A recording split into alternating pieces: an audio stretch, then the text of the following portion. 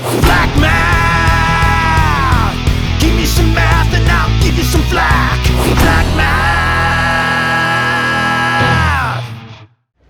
All right, here we go. Number 1. This is a nice, easy start. The first few questions are pretty easy. Is the equation pressure equals force divided by area a joint variation? How do you know? I just do.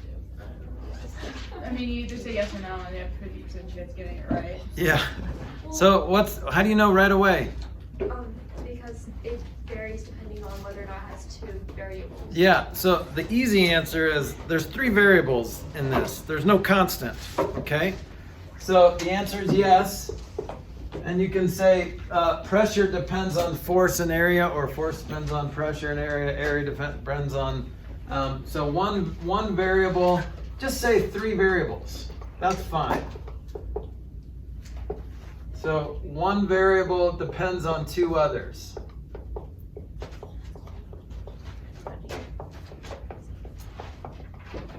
I'm good with that answer if you are. You guys good with that answer? Okay. Multiplying and dividing in psi naught.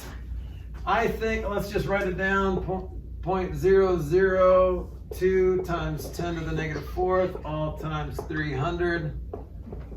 All over 0.03 times 10 to the 12th times 4,000 times 10 to the 6th. This is not terribly difficult, but where you're going to mess this up is moving the decimal in the wrong direction or subtracting exponents. It's going to be weird.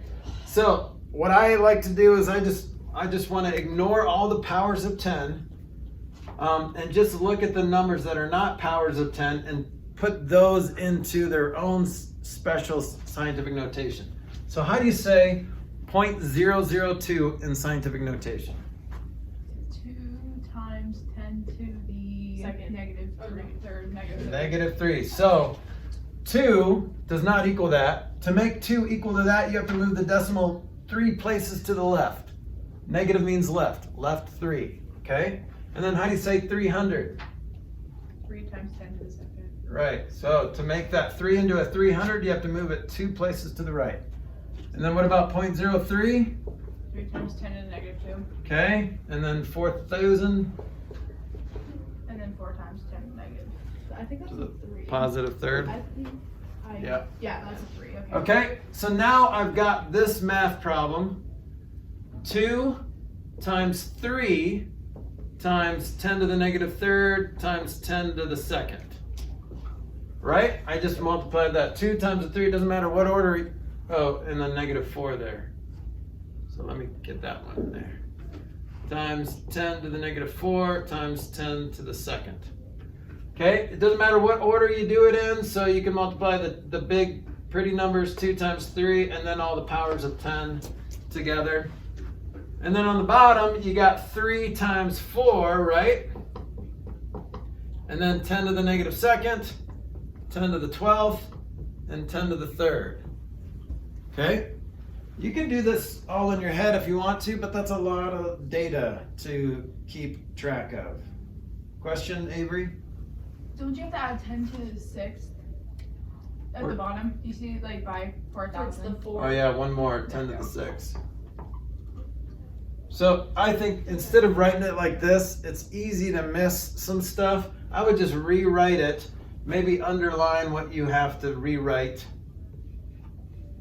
Okay, so then you don't forget all the stuff that was already there.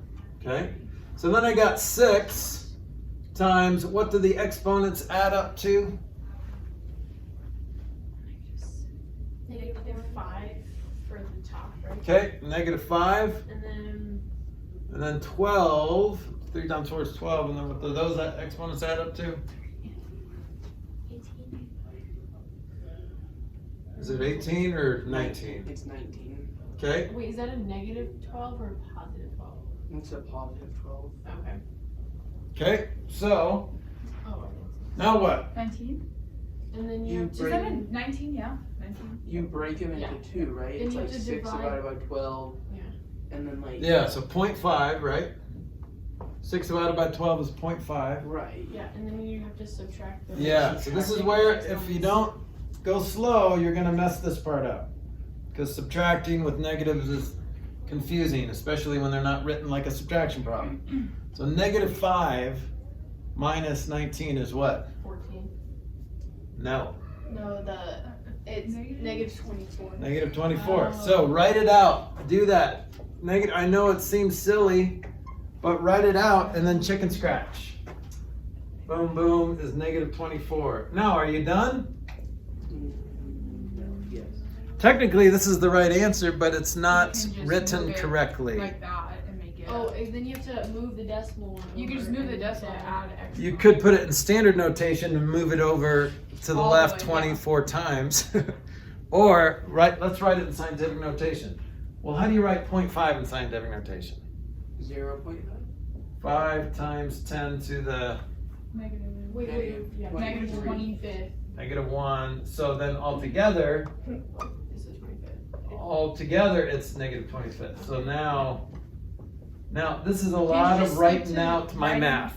This is a lot of, you can do probably all of this in your head if you wanted to. And the more you write out, it's potentially easier and for you to collect your data, but the more you write on your paper, the more possible mistakes you might make too. So I would suggest doing this one in your head and then do it on paper. Okay? Yes. So if it's a negative, you move this way. If it's a positive, you move this way. No, if you're going into scientific notation, that's going like backwards. So you have to, because 0.5, if I wanted to just ignore that for a second, because this is where it gets weird to do it in your head. Like, okay, so I have to take away 1, wait a minute. It's confusing.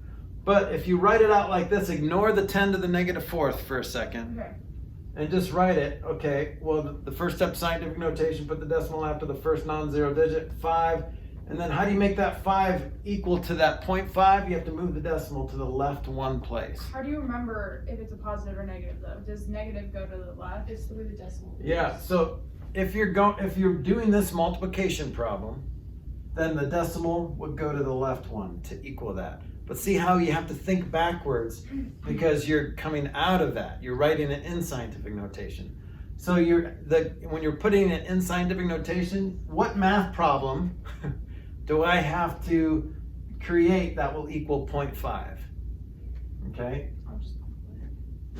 Just check it, make sure it checks out, and this equals that. If you put 5 times 10 to the positive 1, well, 5 times 10 is 50. That doesn't equal 0.5. So just check and check and check. Okay? All right, number 3. Simplify. So what does simplify mean? Add like terms. Right, Make it so- a small thing. Usually when I say simplify, you're looking for parentheses and you're looking for like terms. So get rid of parentheses and combine like terms. Okay? So you probably don't have your colored pencils out, and that's okay. So underline, identify your like terms and then combine them. Okay? When you underline that 2yx, remember that's not a 2yx. What is that? Negative. A negative 2yx. You're combining a 4xy and a negative 2xy. So that comes down to a positive 2xy. And then what do the x's combine to? 1. So just X. Positive 1 or just x. So 1x or just x. And then there's no other constants, so you're No. done. Good? Yes. All right. Easiest problem on the test, number 4. What's the domain and what's the range? Domain would be -4, 2, and 8, I think. Yep, all the x's. Negative 4, And then range is just comma 2, comma 8. If you want to be cool, you'll write it like this.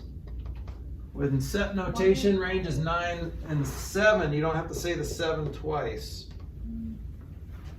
And, I mean, if it were me, I would probably put it in You don't- order, but You don't have to say the 7 twice? no, don't You say the must be 7 wrong twice. for that. No, Okay.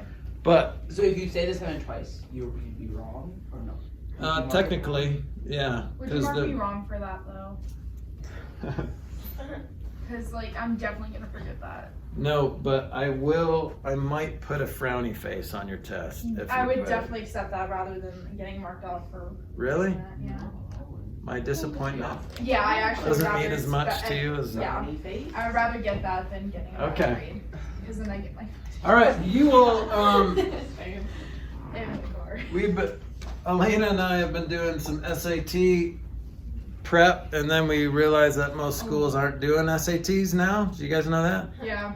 I'm And taking now an colleges SAT on Saturday. require Yeah. SAT scores. So Mhm. it's I'm pretty sure. because of COVID. They're just saying you don't have to take the test and be at risk. But anyway, it was fun while it lasted. We were studying, and there's a lot of these problems. Have you guys noticed like percent increase and decrease?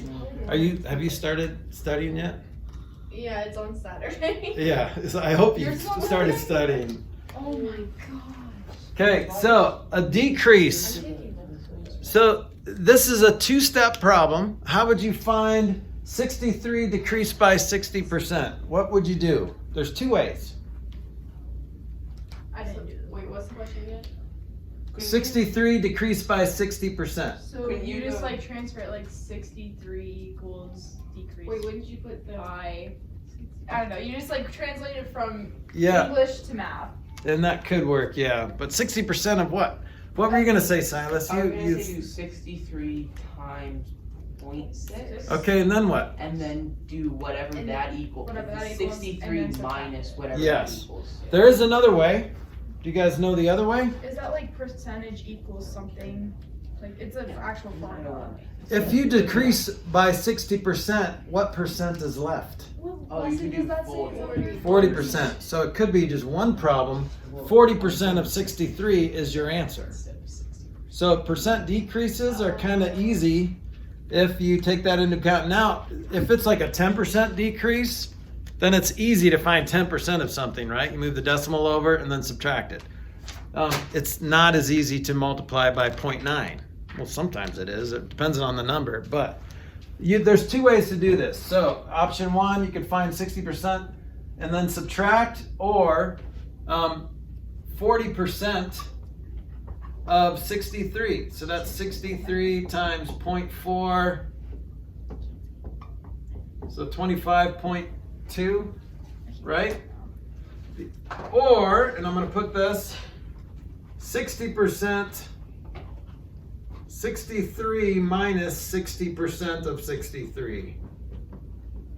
Okay, so if you translated that, Avery, that would work. So 63 minus 0.6 times 63, that will give you the same answer. What's that, Is Delaney? that 63 times 0.4? Yeah, because if you decrease 60%, you're left with 40% of 63. It looks like 63 Yeah. plus 4 from here.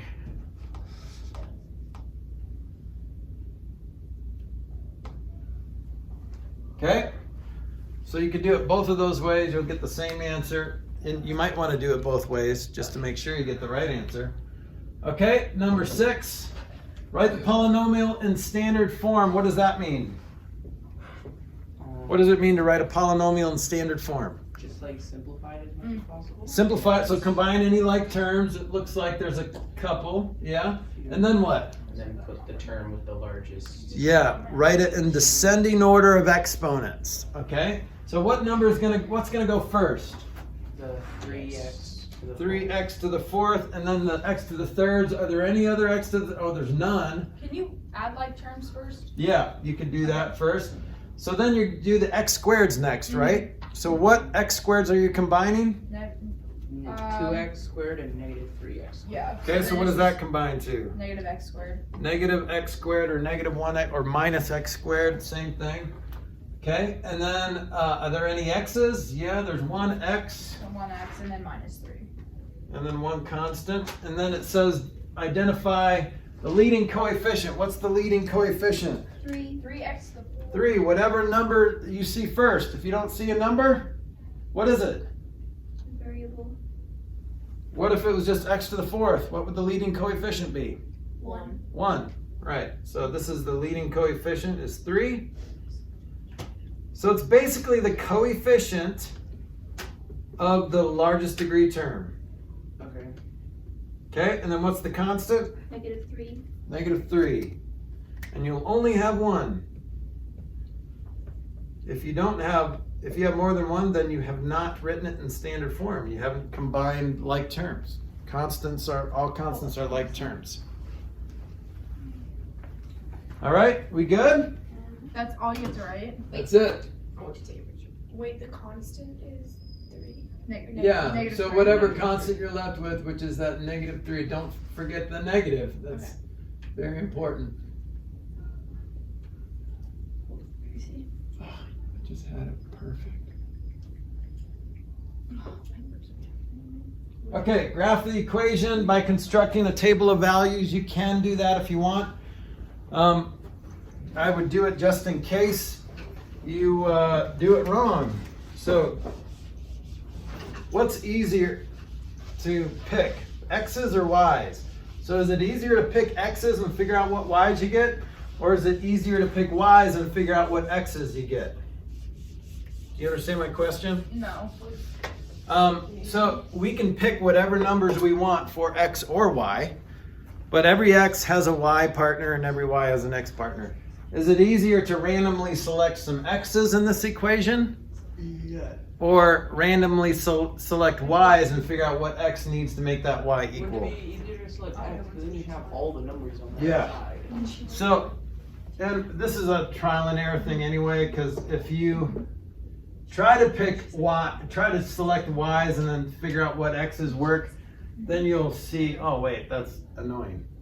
Okay, so here's my equation. Y equals -3x plus 4. What's the easiest X to always start with? 0. So when X is 0, that destroys that first term. -3 times 0 is 0, plus 4 equals Y. 0 plus 4 equals Y. What's Y? 4. Okay, what's the next easiest X to pick? 1. So if X is 1, what does that make this right side? 7. How? No, it's -3, so one. it'd be 1. Yeah, so -3 times +1 is -3, Yeah. plus 4 is 1, so Y equals Wait, how 1. did you get that again? Math. It's Did -3. we have to do 1? You don't have, you can do whatever numbers you want. You could try 2. Yeah, What I numbers did did you 2. do? I did 2. I did 0, 2, 3. Yeah, So I So- got 4, -2, -5. yep, so -2 goes with 2 because that gives you a -6 plus +4 is -2. And then you can graph these guys.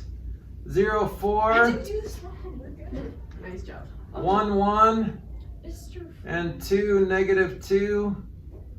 Looks like that. Not perfect, but it's gotta look like that. Mr. Flack. Yeah.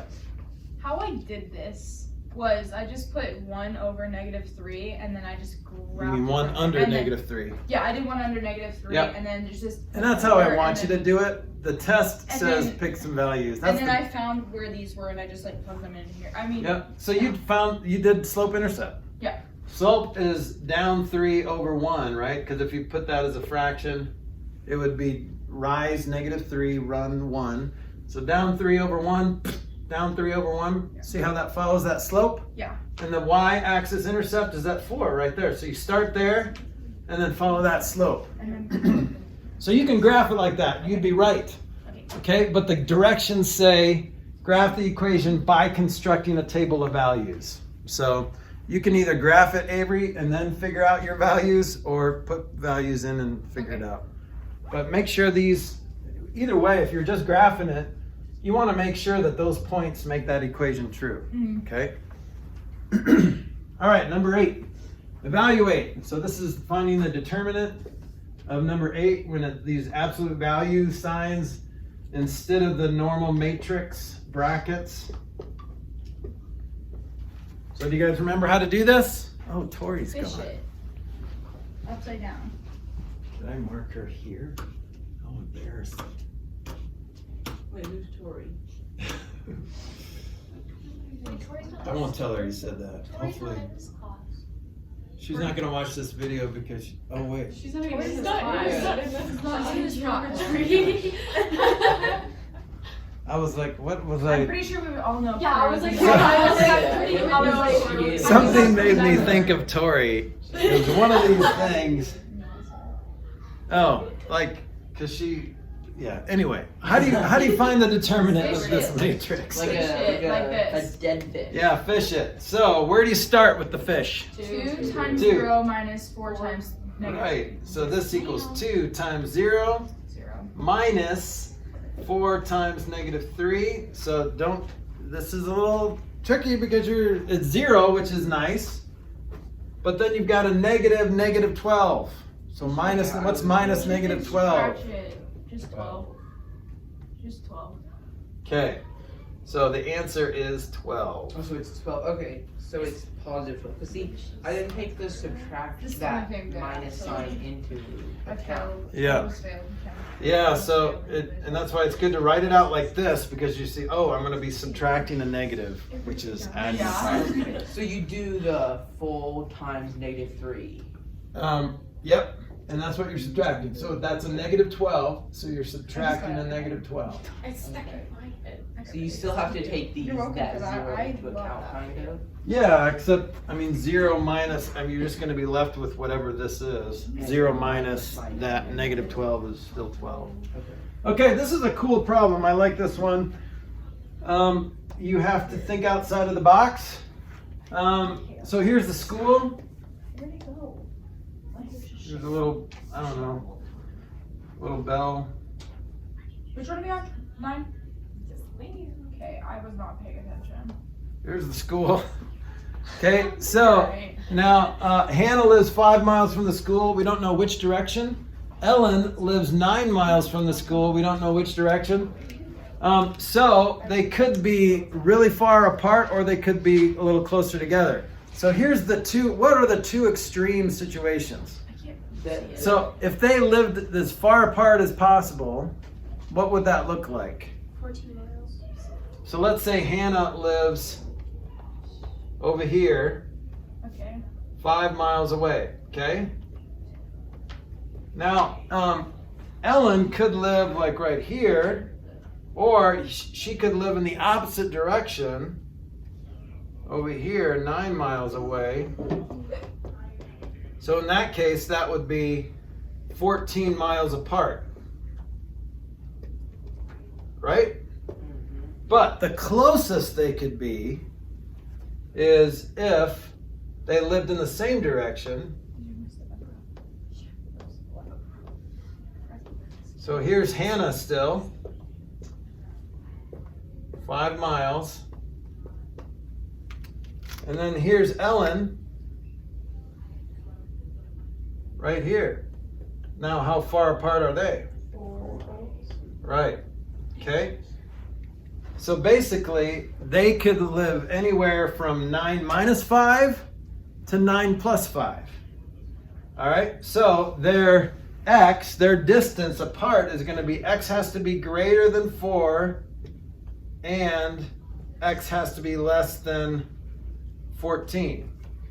The cool way to write this is with a just a conjunction, which is x in the middle, and this is what they have there. Less than or equal to 4 and 14. Okay?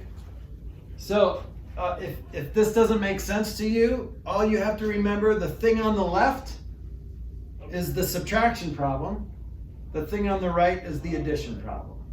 9 minus 5 is 4. 9 plus 5 is 14. And it's less than or equal to.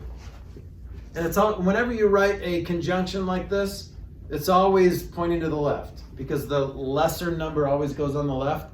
So the left is always going to be less than or equal to the right. Okay? So always point to the left, and in this case it's going to be less than or equal to. Subtract on this side, add on that side, and you're done. Does that feel all right? See how it kind of helps to draw it out, like all the different possible situations, the farthest apart situation and the closest together situation. All right, we're just going to subtract these matrices. I think I thought of Tori because she was good at matrices last year in class. Only person that has other She's classes. my girl. Okay, so you're just Not this one. subtracting the corresponding elements. Remember, corresponding means the same position. You don't have to worry about doing this row times that column or anything weird like that. So 8 minus 0, 8. 8. 4 minus 7, 11. 11. Negative 3 minus negative 8, 5.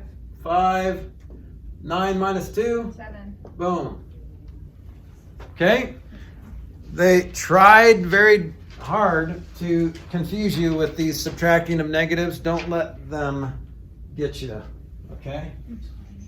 All right, number Mommy, 11. could you do it? Could you just like chicken scratch the Yeah. negative and then Absolutely. change all the signs on the right of it? That's a great point. That would be what I would do. Whoa. That's fine to do that. Okay? Okay. And then you don't have to stress about subtraction. Right. The subtraction is stressful, especially when it's in your bank account. Okay, number 11. So we can just look at this and answer all the questions. For those of you at home, we're just going to look at number 11. We're not going to redraw it. So, is this consistent and independent, consistent, independent, or just plain inconsistent? Oh, consistent. It is consistent Consistent. because there is a solution. Consistent means there's a solution. Now, there could be a lot of solutions or just one solution, but it means there's a solution. And what does dependent or independent mean? Dependent means it's relying on something, and independent means it's Okay. the one thing that's like being relied on. Right. So that in variables, yes, that's right. But in the system of equations, dependent means it's the same line. It's very clingy. Like if you're dependent on your parents, you're living in their basement, then that is, I'm not living in actually my mom is living in my basement. Okay. That was on one of my Flack math videos last year. I had my mom come in and interrupt. Michael, what are you doing? Mom, told you not to bother me when I'm filming. Anyway, you have to watch it. It's funny. I thought so. I'll take your word for it. Okay. All right. I'm You don't gonna have to watch binge it. my Flack maths. Yeah. Trying to get my Gotta views. get my subscribers up. Please like and subscribe. You've heard of Netflix and chill. Well, get ready for Flack Black math. and chill. That's right. I am. Okay. All right. So determine. So it's consistent because it has a solution, and you can see where the solution is. Do you see where it is? Yeah, like So what is the solution? Now look at that graph carefully. Look at how it's labeled. isn't it negative 3, 5? That's right. Okay, it's right in the middle, and this, I don't know why they did that. I can't stand it when they don't utilize the actual lines of a graph, but every line is 2 units, so it goes over -3 and up +5. Okay, consistent and independent means they're 2 separate equations. So write that down. Two lines. Now it could be independent, I guess, and inconsistent. What does inconsistent mean when it comes to linear equations? They never have a solution? Is that right? Yes, so what does that look like on a graph? Parallel lines. Parallel lines, okay? So if you see parallel lines on your test, the answer is just inconsistent, and then it says if it's consistent, give the solution. You don't have to give the solution, okay? And if you just see one line on the graph, then what's that? Would that be consistent and dependent? Yeah, it could be, or it could just be one line. There's no way to tell. So they probably won't ask you that. Okay, so if it's 2 lines that have one intercept, it's consistent and independent. Yep. So that's the money one. The So most consistent and independent is what you would normally see when you're solving a system of equations. Okay? Good. All right, number 12. Identify the subsets of real numbers of -4/5 is a member of which subsets of real numbers? You guys remember all those subsets of real numbers? Real numbers have two major subsets. What are they? What are the first ones down? Rational and irrational. Earrats. Okay. Ear rats and rats, that's right. And then under rationals, there's like 3 more subsets, right? So which ones is this a part of? Real and rational. Okay, so technically you don't need to say real, but it is considered a subset, but an improper subset. Rational. All right. Is there another So one? is there another one? No. No. Because I said rational and real. Yeah, that's fine. You don't have to say real. There was 2 Well, lines. then he must off. So I wanted to. No, number 12. Yeah, but there was 2 lines, so we can just leave one of them blank. Oh yeah. See that? See. I mean, they put real numbers as well, but it's technically not a sub. It's an improper subset, but it's So technically a subset. would you mark it wrong if I No, said real? especially when you're. There's 2 lines. Yep. So I'm going to just say 2 things. So you don't really need real, but if you put it, that's fine. Okay? All right, classify by degree and by number of terms. First of all, it's probably easiest to write it in standard form, which it already is. There's no like terms, and the biggest variable or biggest exponent is first. Okay? So what's the degree of this polynomial? I can't read it. All right, let me rewrite it here. -x to the 4th Oh god, my eyesight. plus 5x. What's the degree? Not 5. No, definitely not. I think the degree is 4. No. I said Not -1. 4. The degree is 4. Now here's why it's the degree. Why is it the degree? When you are determining the degree of just one term, you add up all the exponents. But when you're determining the degree of the polynomial, then it's just the degree of the highest degree term. So the highest exponent that you see, or the total number of variables that are being multiplied in one term. Okay? The biggest number of variables that are being multiplied in one term of that polynomial. So say it was. So this is, you can ignore this because that's definitely a lower degree than that. So just look at the biggest degree term, the first term after it's written standard form, it's the degree of that first term. Okay. So it's 4. Okay, so that's degree 4. Now here's some, and there's 2 terms, right? 2 terms. And then you have to classify what kind of, so it's a 2 terms, so we know it's a binomial. What's 3 terms? Good. Okay. So it either be like a monomial, binomial, or trinomial. Okay. Mono is 1, bi is 2, tri is 3. Yep. Okay. 2 terms. So what kind of, so now we got a fancy word that we need to call this. Remember when we just have a degree of 1, it's a linear equation. When we have a degree of 2, do you remember what that's called? You said there's 2 terms, but have you not done that one yet? Linear. Oh, thank you. Yeah, we need to classify this by degree and terms. So to classify in degree, there's a special name. Degree of 2 is a quadratic. So that's when the highest exponent is 2.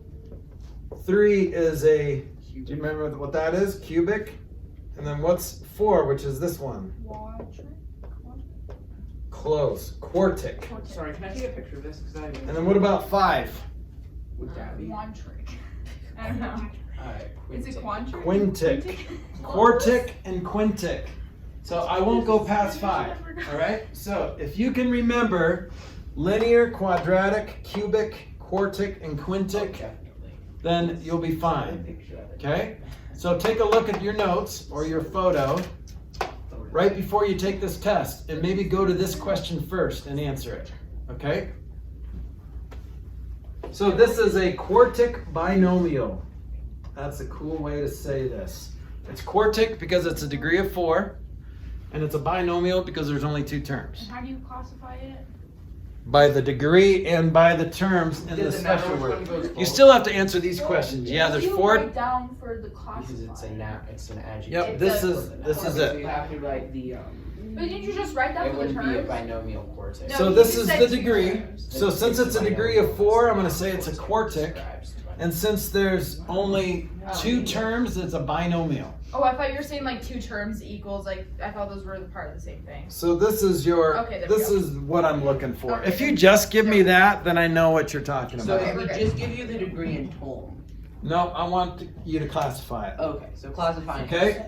What do we get? So you don't really have to tell me the degree in terms, even though this it says classify by degree and number of terms. You can classify it by saying it's a quartic binomial, because this classifies it by degree, this classifies it by number of terms. Okay. So the answer is quartic binomial. Got it. Okay? All right. Moving on, number 14. I'm going to leave that up there for a second. You know, the other reason I thought of Tori is because she always says, wait, when I start to erase it. Which is good because she's taking notes. Good job, Tori. At least that makes one of us. Number 14. Calculate the slope. How do you calculate the slope when you don't see it on a graph? Isn't it rise over Right.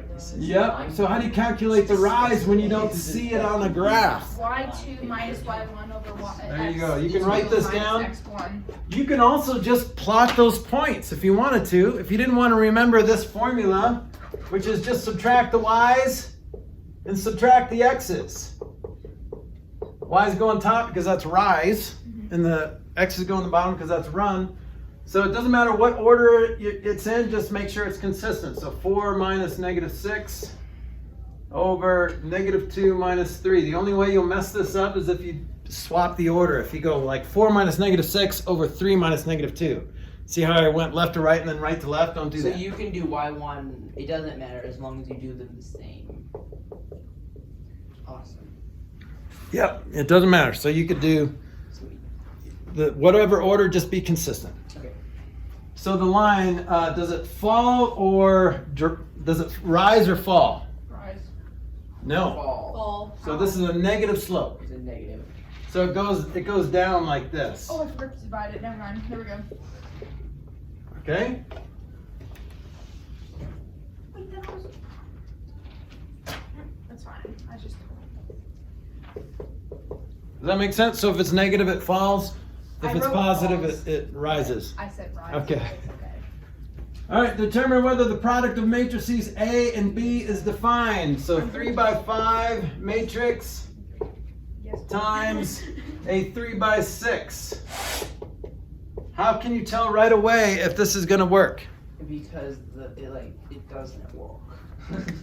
You look at the outside It numbers. doesn't work. Just doesn't. Like, oh my You look at the outside numbers, right? Or the inside numbers. I think it's the inside numbers. You 3 by 5. the outside. We don't know. So 3 by 5 matrix. Is that 3 rows and 5 columns, or 3 columns and 5 rows? Is it row by column? Rows and then columns. Okay, so it's the inside numbers that have to match. And they don't. So 5 does not equal 3, so this is undefined. So AB is undefined. So then, what would you write for the dimensions of AB if possible? If it's not possible, would you? Right, just so leave it then as you would, if you were multiplying this, if like this was a 3 by 5 times a 5 by 6, so if you had like a 1, 2, 3, 4, 5, 6, 7, 8, 9, 10, 11, 12. This is a 3 by 5 matrix, right? Mm-hmm. Times a 5 by 6. So this could be like a 1, 2, 3, 4, 5, 6, 7, 8, 9. Let's say 5 by 2. Okay. Okay, then what would the dimensions be of your final answer? Because remember how you do that math? Right. you go 1 times 1 plus 2 times 2 plus 3 times 3 plus 4 times 4 plus 5 times 5, and that goes in the first position there. So there's a number there. And then you multiply that times that, and you get like a number there. And then you go down the line. This times all of those goes in the second row. So it's going to come down 5. So if this was a 3 by 5 by a 5 by 2, now it's the outside numbers that tell you the dimensions of. So this is a 5 by 2. It'd be a 5 5 by by 3, 2. right? Yeah. 3 by, or a 3. No. No, well, yeah, it'd be 3 because it's 1, But what's the answer? 2. Times No. So 1, 2. Go down to the next row. Yeah, it'd be right. Am I doing that right? I don't This know. times this. We don't plus know. this. Wait, are you on 18? And then this. Oh yeah, there's 3. Sorry. 15. Oh, in Arizona. 15. Well, no, just 2. Because high school is not enough. I'm So it's so a- confused. This is a 3. Okay, this is the. It's a 3 by 2 matrix. So basically, if you did this, this is a 3 by 5 times a 5 by 2, right? I see. So this is compatible because 5 and 5 match up. The result matrix is going to be a 3 by 2 matrix. Okay. Okay? All right. But if let's just hope for the best that it's undefined and you don't have to figure that out. So just look at the inside numbers. If the inside numbers match, then it's definable. If they don't match, it's not defined. Okay? Number 16. Evaluate. So plug and chug. 3 times parenthesis -4 times parenthesis 6 plus a minus b. So -4 minus 6 all over 2. All right, is that right? Oh, minus, I forgot to subtract an a first. -4.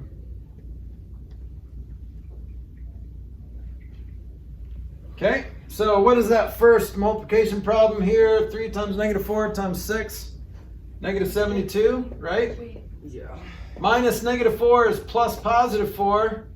And then you've got a -4 minus 6. What's -4 minus 6? Negative 10. -10. Chicken scratch. Boom, boom. -10 over 5 is -5. So then you got -77 plus a +4, -73. Is that what you guys got? That is what I got. All right. Boom. So number 17.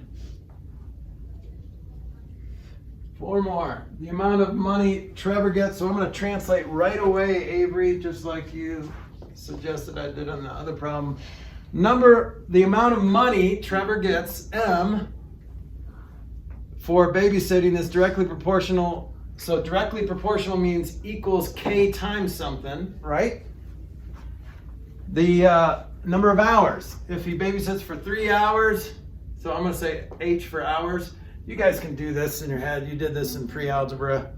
That's fine. But if you want to write it like this and plug in what you know, if he babysits for 3 hours, he earns $18. So here's scenario 1.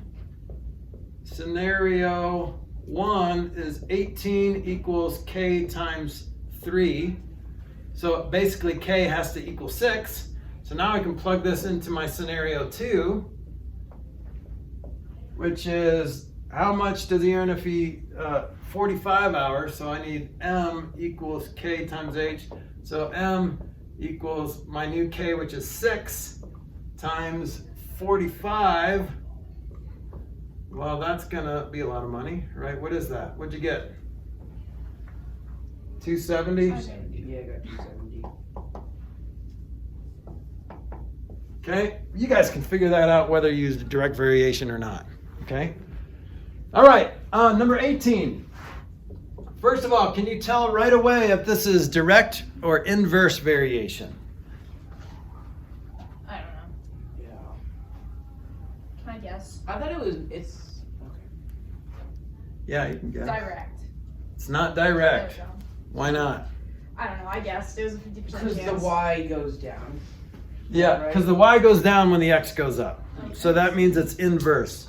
So basically, you've got this situation. So you've got y equals, instead of k times x, you would have x over k.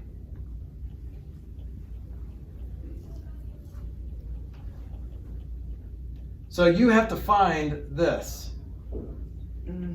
What if that's not a thing? No, it's k over, I always do this backwards. It's k over x. Okay, so if you just plug in one of these points, then you'd get the k, right? So let's plug in 6 and 10. What's x? No. Yeah. Oh my gosh. You're right. It's k over x. I'm right. We're good. So y is 10. So what times 6 equal? And so what is k? So k divided by 6 equals 10. What divided by 6 is 10? 60. All right, let's see if it works in the next situation. Or let's go down to like 12 and 5. So what divided by 12 is 5? What? All I'm doing is plugging in x and y. What divided by 12 is 5? 60. So it works. Here's the easy way to think about it. Wait, I gotta take a picture of this. 'Cause I If found you one. determine that it's inverse, if the x's go up and the y's go down, or vice versa, then all you do is multiply them. 6 times 10 is 60. 8 times 7.5 is 60. 10 times 6 is 60. 12 times 5 is 60. If it's direct variation, then you divide them to figure out the constant of variation. Okay. Okay. Because I thought it was okay. I see what I did wrong. Can you move? Sorry. Like move, dance, move, or Yeah. Dance. Do a nice dance. I can't. I gotta feel it. Nice attempt. I gotta feel it. All right, 19. Solve this guy. Math. So we are going to simplify both sides first. We're going to follow these nice little steps here. So 19 looks like this. What is? I can't read it. 14. 14 in parentheses r plus 1 is equal to 4 in parentheses r plus 4 plus 8r. Okay. So first step. 8r, First step. Not 84. First step. I thought R, but first step to solving equations is simplify both sides separately. Remember, the enemy of simplify is parentheses. So let's break these guys out of there by distributing. What's 14 times R? 14r. What's 14 times 1? 14. All right, and then 4 times R and 4 times 4, so 4R plus 16 plus that 8R. Second step to simplifying, we're still in the step 1, is to combine like terms on each side separately. Not across the equation, not across the divide there. Any like terms on the left side? No. No, but we do have a couple R's on the right side that we can combine. So we're left with 14R on the left side. We didn't change anything. Plus 14 equals 12R plus 16. So far, so good? Mm-hmm. All right. Now, we've got variables on both sides, so we are going to do step 2. We don't always do step 2, but we are going to. You can get rid of whichever one you want. I think it's easier to get rid of the smaller variable term. So 12 is smaller than 14R. How do you get rid of a term? Subtract it. If it's being at, or if it's positive, you subtract it. If it's negative, you add it, So right? it's same as getting rid of a constant. Right. Okay, so then we have, what is that, 26R? Oh, no, we're subtracting it. Well, Yeah, 2r. You almost got a free problem set. You're sorry to rob that from you. Plus need to make 14 constants. equals 16. Now what? subtract the 14. Yeah, get rid of the constant on the variable side. So get rid of 14 because it's being added. 2R equals 2. Now last but not least, divide by the variable's coefficient. Divide by 2, divide by 2, R equals 1. I love it when R equals 1. It's just so pretty. All right, last problem. So this is just the determinant, but with a variable in it. So we're just going to write out how you find the determinant, and then we're going to solve the equation. Okay, so here's what the problem looks like: 8 in position 1, 1, and then x plus 2, 3, and 4. So how do you find the determinant of a matrix again? This. Dying pit. Yeah, so 8 times 4 minus 3 times x plus 2. So I'm going to do that. I'm going to write it out on the left side. 8 times 4 minus 3 times x plus 2. See what I did there? Equals, Everybody okay with that? When you have to do the equals 44 as well. Yep, equals 44. So now this is just like what we just did. It's just solving an equation. So do what's in parentheses first to simplify, and then get rid of the parentheses. Okay, so we're going to do this 32 minus, and there's 3x. more than one way to do this, 3x plus 6. Yeah. So this is where it could potentially mess you up. Why are these so confusing for most people? Well, there's nothing that it's going into the equal, so that's where I stopped because I got confused with that. Oh, where'd you get the 44? That's on the right side. Never mind, I got this now. I can finish the problem. Okay, what did you guys get for this answer? I got Let's see if you were tricked. 5.3. Okay. So Drew got 2, you got 5.3. What Can would I you give guys you an? get? Hold up, I'm gonna give you an answer. Okay. I got 1. You got 1. So we got 3 different answers. Whoa. Awesome. This Wouldn't is the so next exciting. My Step foot B. is so asleep right now. 2 minus the 32 from the 44. Could you do that? Oh, minus isn't a verb, but yeah, you could do that. So no minus, you subtract. You can subtract from the Okay, I'm gonna get rid of these Oh, parentheses. Okay, I see what I did. Yeah. So do you guys understand Don't that see you're what I did. subtracting this whole parenthesis? So that means you're subtracting the 3x, and yes, you are subtracting that 6. So when I combine like terms, guys, what am I left with? 26 minus 3x equals 44. So see how that 6 is negative? Because to get rid of that parenthesis, you have to distribute. Well, it doesn't look like you're distributing something, but yes, you are. You're distributing. You're distributing that subtraction sign. I got -2. Okay, so let's get rid of the 26. My goodness. Answer Now we're doing the next step, get rid of 26. minus 26. So then we're left with negative 3x on the left side, right? Equals, what is that, 16? No, 18? Where'd you get 26? So 26 because 32 minus 6. See how it's not adding to 6 because you're subtracting that whole parenthesis. Okay? If you just said minus 3, like 3x plus 6, then you're going to mess it up. So write it out. Otherwise, you're going to get a wrong sign in there. So what's x? -6. Hey, I got that right. So, guys, this Wait, is I need to take a picture of this. this is what when I go over this in Algebra 1, this is what I say every year. My Algebra 2 students always struggle with this as well. And that's a very normal struggle. When you're subtracting a parenthesis, you have to subtract everything in the parenthesis, okay? That's it.